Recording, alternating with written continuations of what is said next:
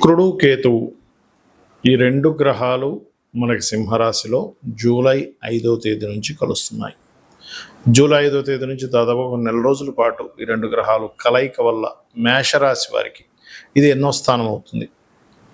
మరి ఆ స్థానంలో ఆ గ్రహాల యొక్క కలయిక మూలంగా మీకు ఎటువంటి ఫలితాలు జరగనున్నాయి, జనరల్గా మీ పర్సనల్ చార్ట్లో కూడా కనుక శుక్రకేతులో కలయిక ఎక్కడుంటే ఎటువంటి ఫలితాలు వస్తాయి అనేటువంటి అంశాలు చెప్తుంది నేనైనప్పటికీ చెప్పిస్తుంది సాక్షాత్ లలిత అమ్మవారిగా భావిస్తూ ఆ లలితాంబిక అమ్మవారి యొక్క అనుగ్రహం మీకు పరిపూర్ణంగా కలగాలని మనస్ఫూర్తిగా కోరుకుంటూ, ద్వితీయ సప్తమాధిపతి అంటే ధనానికి కారకుడు, వివాహ సంబంధించిన వాటికి కారకుడు ఈ శుక్రుడు పంచమ స్థానంలో కేతువుతో ఉన్నాడు. కాబట్టి ఎట్టి పరిస్థితుల్లోని ప్రేమ వ్యవహారాల విషయంలోని, షేర్ మార్కెట్ సంబంధించిన విషయాల్లోని, జీవిత భాగస్వామి విషయంలోని, పార్ట్నర్స్ ఎంపిక చేసుకునే విషయంలోని చాలా చాలా జాగ్రత్తగా ఉండాలి మేషం వారు. అందులోని ప్రత్యేకంగా ఆదివారాలు, మంగళవారాలు, శుక్రవారాలు గుర్తుపెట్టుకోండి, జాగ్రత్తగా ఉండాలి. మరి దీనికి పరిహారం ఏమిటి, అసలు ఏం చేయాలి? క్షేత్రము గణపతి యొక్క క్షేత్రాలు కానీ, అమ్మవారి క్షేత్రాలకు కానీ వెళ్ళడం, లేదా లక్ష్మీ గణపతి యొక్క ఆరాధన చేయడం. మరియు ఇంకొక విషయం ఏంటంటే సంతానం విషయంలో కూడా స్త్రీ సంతానం ఉన్నటువంటి వారు వారి యొక్క సంతానం సంబంధించినటువంటి విషయంలో వాళ్ళ యొక్క లైఫ్ స్టైల్ ఎలా ఉంది, ఏమైనా డిప్రెస్ అవుతున్నారా, ఏమైనా రాంగ్ డెసిషన్స్ ఏమైనా తీసుకుంటున్నారా, ఆవేశంలో కానీ డిప్రెషన్లో కానీ కొంచెం అబ్జర్వ్ చేయండి. పంచమ స్థానం అనేటువంటి సంతాన స్థానము. అదేవిధంగా పంచమ స్థానం మనకి మంత్రస్థానం కూడా చెప్తూ ఉంటారు.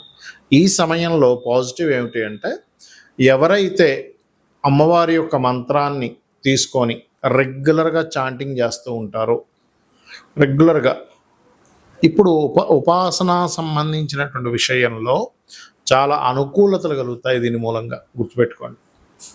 అదేవిధంగా ఈ పంచమ స్థానం అనేటువంటిది కొంత ఫ్రెండ్స్తో అంటే స్త్రీ స్నేహితులు ఉంటారు, స్త్రీ సంబంధించిన స్నేహాలు ఇట్లాంటివి ఉండేటువంటి విషయాల్లో కూడా కొన్నిసార్లు వాళ్ళతోనే మనకి చెడి అదొక రకమైనటువంటి వాటికి దారి తీయడము, షేర్ మార్కెట్లో అసలు పూర్తిగా తెలుసుకోకుండా ఏదో ఇన్వెస్ట్మెంట్ చేయడం, గోల్డ్ మీద ఇన్వెస్ట్మెంట్ చేయడం. ఎందుకంటే సింహరాశి అనేటువంటిది మీకు పంచమ స్థానం ఏదైతే ఉందో అది గోల్డ్కి సంబంధించిన ఇది కూడా సన్ అనేటువంటిది. కాబట్టి ఇటువంటి విషయాలలో ఎట్టి పరిస్థితుల్లో తొందరపడి రాంగ్ డెసిషన్స్ తీసుకోకండి దయచేసి. ఎవరికైనా డబ్బులు ఇస్తున్నారు, ఎందుకంటే కుటుంబ స్థానం అధిపతి ధనాధిపతి కూడా శుక్రుడు అవుతాడు. స్త్రీలకి ఎవరికైనా మనీ ఇస్తున్నారు, లేకపోతే ధన సంబంధించినటువంటి విషయంలో. అదేవిధంగా ఇమ్యూనిటీ, కొంతమందికి చూడండి ఈ థైరాయిడ్ రిలేటెడ్ కంటికి సంబంధించిన ఆపరేషన్స్ చేయించుకోవడము, ఈ హెల్త్ పాయింట్ ఆఫ్ వ్యూలో చూసుకుంటే. అదేవిధంగా ఒక్కోసారి మనం తిన్నటువంటి ఫుడ్ మూలంగా ఒక్కోసారి తెలుసుకోకుండా ఏదో ఫుడ్ తీసుకుంటూ ఉంటాం. ఇటువంటి విషయాల్లో కూడా చూపిస్తూ ఉంటుంది శుక్రకేతువుల యొక్క కలయిక అనేటువంటిది. కాబట్టి ఈ యొక్క విషయంలో జాగ్రత్తగా ఉండండి. నిత్యము లక్ష్మీ గణపతి యొక్క ఆరాధన మరియు ఓం గం గణాధిపతయే నమః లేదా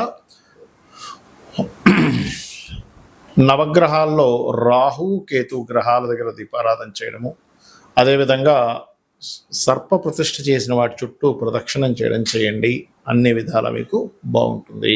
మీనం వారికి కనుక చూసుకున్నట్లయితే మీకు ప్రస్తుతం ఏలినాడు శని నడుస్తుంది. దీంతో పాటు శుక్రుడు కేతువు 6వ భావంలో కలుస్తున్నారు. నిత్య జీవిత స్థానం అంటారు 6వ స్థానాన్ని, రుణరోగ శత్రుస్థానం కూడా అంటూ ఉంటారు. కాబట్టి శుక్రస్థానంలో శుక్రుడు కేతువు 6వ భావంలో ఎప్పుడైతే కలుస్తున్నారో దీనివల్ల మీకు కలిగే ఫలితాలు, మరియు మీ జన్మజాతకంలో శుక్రకేతువులు కనుక కలిసి ఉంటే మీకు ఎటువంటి ఫలితాలు వస్తాయి అనేటువంటి అంశాలు చెప్తుంది నేనైనప్పటికీ చెప్పిస్తుంది సాక్షాత్ లలిత అమ్మవారిగా భావిస్తూ ఆ లలితాంబిక అమ్మవారి యొక్క అనుగ్రహం మీకు పరిపూర్ణంగా కలగాలని మనస్ఫూర్తిగా కోరుకుంటూ, ఇక్కడ ఎప్పుడైతే ఈ 6వ భావం పూర్వజన్మ కర్మస్థానము, రుణస్థానము, రోగస్థానము, నిత్య జీవిత స్థానము, శత్రుస్థానం అంటూ ఉంటారు. కాబట్టి మీరు కొంచెం అంటే ఈ థైరాయిడ్ రిలేటెడ్ ఇష్యూస్ ఉండేటువంటి వారిది కొంచెం జాగ్రత్తగా ఉండాలి. ప్రధానంగా గుర్తుపెట్టుకోండి. అన్నదమ్ములతోని, అక్కచెల్లెలతోని కొంచెం ఏదైనా అనవసరమైనటువంటి శత్రుత్వాలు రావడము, స్త్రీలతో శత్రుత్వాలు రావడం అనేటువంటిది ఇస్తూ ఉంటుంది. అయితే దీనికి మరలా మీరు నిత్యము కనుక డైలీ లైఫ్లో కనుక మీరు లక్ష్మీ గణపతి ఆలయానికి వెళ్తున్నా, ఇంట్లో లక్ష్మీ గణపతి అష్టోత్తరం చేసుకున్నా మళ్ళీ ఇది పాజిటివ్గా పనిచేస్తూ ఉంటుంది. అయితే 6వ స్థానం అనేటువంటిది రుణస్థానం కూడా కాబట్టి ఎవరికైనా రుణము డబ్బులు ఇచ్చేటప్పుడు లేదా రుణం తీసుకునేటప్పుడు ఒక్కోసారి అత్యవసర పరిస్థితుల్లో ఎక్కువ వడ్డీకి తీసుకుంటూ ఉంటాం. ఇటువంటివి అస్సలు చేయకండి. ఇవ్వడము చేయకండి, తీసుకోవడం చేయకండి. ఈ ఒక్క 25 రోజులు మాత్రం.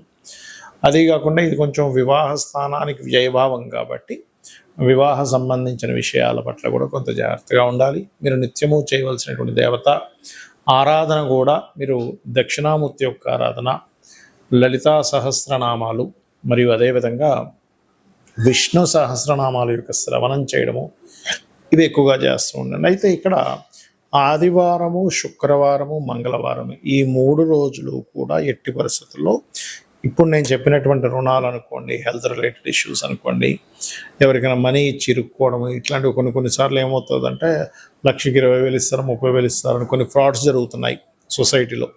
ఇటువంటి విషయాల పట్ల మీరు జాగ్రత్తగా ఉండాలి, గుర్తుపెట్టుకోండి. ఇది చాలా చాలా చాలా ఇంపార్టెంట్ అయినటువంటి విషయం.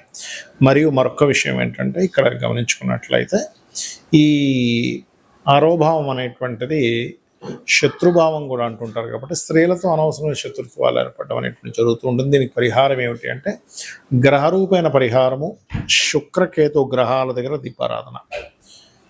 దానం ఏమైనా ఇవ్వాలి అనుకుంటే బొబ్బర్లు, ఉలవలు దానం ఇవ్వండి. మరియు అదేవిధంగా ఇంకొక విషయం ఏంటంటే నవగ్రహాల్లో శుక్రకేతు గ్రహాల దగ్గర దీపారాధన చేయండి. ఏదైనా గణపతి క్షేత్రాలకు వెళ్ళొచ్చు, లేనట్లయితే రావి చెట్టు కిందనే ఉండేటువంటి సర్ప ప్రతిష్ఠ చేసిన వాటి దగ్గరికి వెళ్ళి పసుపు, కుంకుమ, గంధం కలిపినటువంటి నీటితో అభిషేకం చేసి వాటి చుట్టూ ప్రదక్షిణం చేయండి. ఇవి గనక చేసినట్లయితే 100% రుణము రూపంలో, స్త్రీలకు ఇచ్చిన రుణం రూపంలో ఇబ్బంది కానీ, రోగము రూపంలో కొంతమంది సుఖవ్యాధులు వస్తూ ఉంటాయి, స్త్రీ మూలకంగా వచ్చే సుఖవ్యాధులు, అటువంటి సుఖవ్యాధులు రాకుండా ఉండడము. మరియు ఒక్కొక్కసారి అక్కచెల్లెల వరుస వాళ్ళే శత్రువులు అవుతూ ఉంటారు. ఎందుకంటే 3వ అధిపతి కదా, 6వ స్థానంలో శుక్రుడు కేతుతో ఉన్నాడు కదా. ఇటువంటివి జరగకపోవడము, శత్రుత్వాలు ఏర్పడకపోవడము, స్త్రీ మూలకంగా మీకు ఇబ్బంది పడకపోవడం, ఇలాంటివన్నీ కూడా